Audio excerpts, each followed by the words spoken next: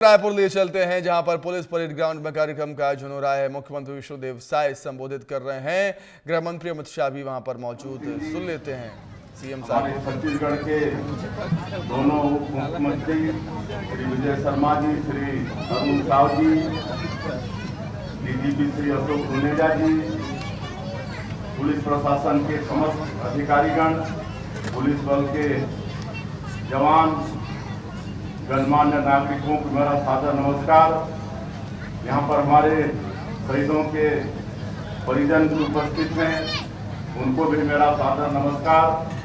आज छत्तीसगढ़ का सौभाग्य है कि केंद्रीय गृह मंत्री श्री अमित शाह जी आज हम सबके बीच मौजूद हैं। उनकी गजमान उपस्थिति और मार्गदर्शन हमें हमेशा नई ऊर्जा और प्रेरणा प्रदान करता है। आज पूरे छत्तीसगढ़ के लिए ऐतिहासिक और गौरव का दिन है। केंद्रीय गृह मंत्री जी द्वारा आज हमारे पुलिस बल को उनकी अतुल्य सेवा और ऐतिहासिक उपलब्धियों के लिए राष्ट्रपति ध्वज अलंकरण से सम्मानित किया जा रहा है।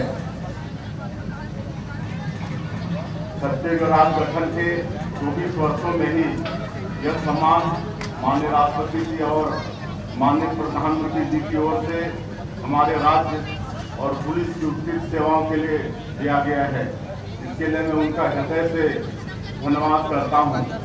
साथ ही छत्तीसगढ़ पुलिस के सभी अधिकारियों और जवानों को इस गौरवशाली उपलब्धि के लिए हार्दिक बधाई देता हूँ। यह सम्मान न केवल छत्तीसगढ़ पुलिस की वर्दी पर सजेगा, बल्कि हमारे जवानों की कर्तव्यनिष्ठा, साहस और समर्पण का प्रतीक भी बनेगा।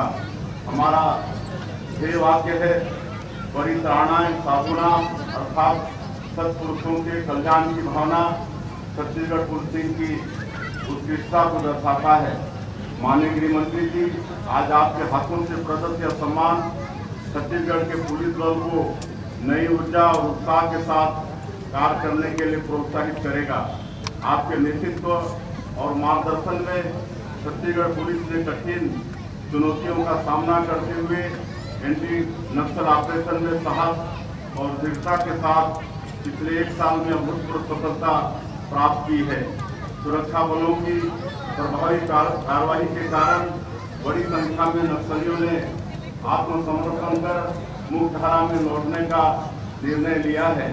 1 साल पहले यह कल्पना करना भी कठिन था कि छत्तीसगढ़ से माओवाद का पूरी तरह से खात्मा हो सकता है, लेकिन डबल इंजन सरकार की दृढ़ इच्छा शक्ति और प्रभावी रणनीति ने इसे संभव कर दिखाया है। हमारे जवानों के साहस का जितना अभिनंदन किया जाए वो कम है। मैंने जवानों के साथ कैंप में रात गुजारी है, तो उत्साह से भरे हुए हैं। उनसे मिलकर मुझे ऐसा महसूस हुआ कि हम जिस समय सीमा में माओवाद के खात्मे के बारे में सोच रहे हैं, उससे भी कम समय में अलग प्राप्त कर लेंगे। यह केवल गोली की जीत नहीं है, यह भरोसे की भी जीत है, जो हमारे जवानों की स्थानीय लोगों का विश्वास हासिल की है। आत्मसमर्पित नक्सलियों के पुनर्वास की भी बेहतर व्यवस्था और विशेष प्रावधान सरकार द्वारा किए गए हैं। हिंसा या रास्ता छोड़ आत्मसमर्पण करने वालों को सरकार गांधी कैंप में रखने की व्यवस्था भी की जा रही है। इसके साथ ही उन्हें 3 साल तक 10,000 रुपये प्रतिमाह स्टाइपेंड के तौर पर देने की व्यवस्था भी की गई है। उनके कौशल विकास के लिए उन्हें प्रशिक्षण भी प्रदान किया जाएगा। पुनर्वास नीति के तहत 5 लाख या उससे अधिक के इनामी माओवादी के आत्मसमर्पण करने पर उन्हें आवास हेतु शहरी क्षेत्र में अधिकतम 4 डिसमिल जमीन अथवा ग्रामीण क्षेत्र में अधिकतम 1 हेक्टेयर कृषि भूमि दिए जाने का प्रावधान भी किया गया है और नक्सल प्रभावित परिवारों के प्रशिक्षण भी प्रदान किया जाएगा। पुनर्वास नीति के तहत 5 लाख या उससे अधिक के इनामी माओवादी के आत्मसमर्पण करने पर उन्हें आवास हेतु शहरी क्षेत्र में अधिकतम 4 डिसमिल जमीन अथवा ग्रामीण क्षेत्र में अधिकतम 1 हेक्टेयर कृषि भूमि दिए जाने का प्रावधान भी किया गया है। प्रदेश के आत्मसमर्पित नक्सलियों और नक्सल प्रभावित परिवारों के पुनर्वास और उन्हें एक सुरक्षित जीवन प्रदान करने के उद्देश्य से केंद्र सरकार द्वारा इनके लिए प्रधानमंत्री आवास योजना ग्रामीण के तहत 15,000 आवास उपलब्ध कराए गए हैं। इसके लिए मैं माननीय गृह मंत्री जी का भी बहुत आभारी हूं। आवास निर्माण की स्वीकृति के संबंध में निर्देश जिला कलेक्टर को दिए गए हैं। वे इन परिवारों के लिए आवश्यक भूमि प्राथमिकता से उपलब्ध कराएंगे। साथ ही सुरक्षा कारणों से जो हितग्राही समूह में रहना चाहते हैं उनके लिए कॉलोनी भी बनाई जाएगी। आत्मसमर्पित माओवादियों को स्वयं की अथवा उनके बच्चों की निजी स्कूल में शिक्षा के लिए आरटी में आरक्षित सीटों में प्राथमिकता तथा 25,000 रुपये अनुदान राशि, विवाह हेतु 1 लाख रुपये अनुदान राशि दी जा रही है। हमने नई औद्योगिक नीति में इनके लिए विशेष प्रावधान भी किए हैं।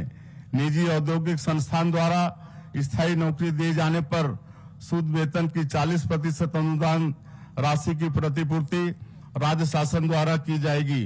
इस प्रयास से परिवारों के जीवन में स्थायित्व और सुरक्षा का नया अध्याय जुड़ेगा।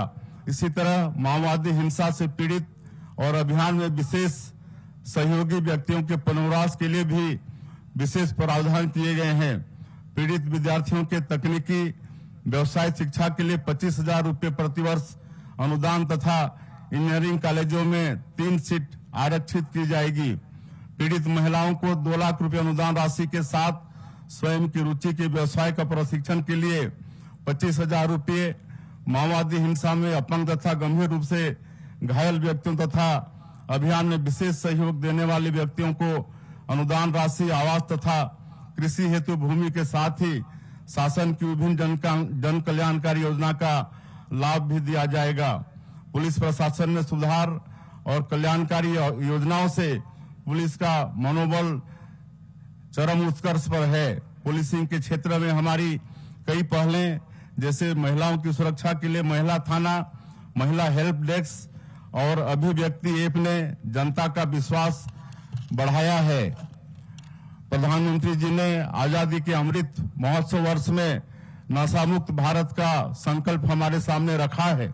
छत्तीसगढ़ पुलिस द्वारा इस दिशा में प्रभावी कार्रवाई करते हुए भारी मात्रा में अवैध गांजा और मादक पदार्थ जब्त किया गया है। मुझे गर्व है कि हमारी पुलिस आधुनिक तकनीकों का उपयोग कर जनता की सेवा कर रही है। राष्ट्रपति का निशान मिलने से हमारी जिम्मेदारी और बढ़ गई है।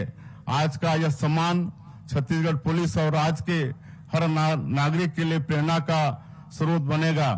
मैं माननीय केंद्रीय गृह मंत्री जी का पुनः आभार व्यक्त करता हूं कि आपने अपने व्यस्तम समय निकालकर अपने कार्यक्रमों से छत्तीसगढ़ पुलिस को यह राष्ट्रीय सम्मान प्रदान कर गौरवान्वित किया है। इस ऐतिहासिक अवसर पर आपका बहुत बहुत आभार करते हुए और सभी लोगों का अभिनंदन करते हुए मैं अपनी बात समाप्त करता हूं। जय हिंद, जय छत्तीसगढ़, जय जोहार।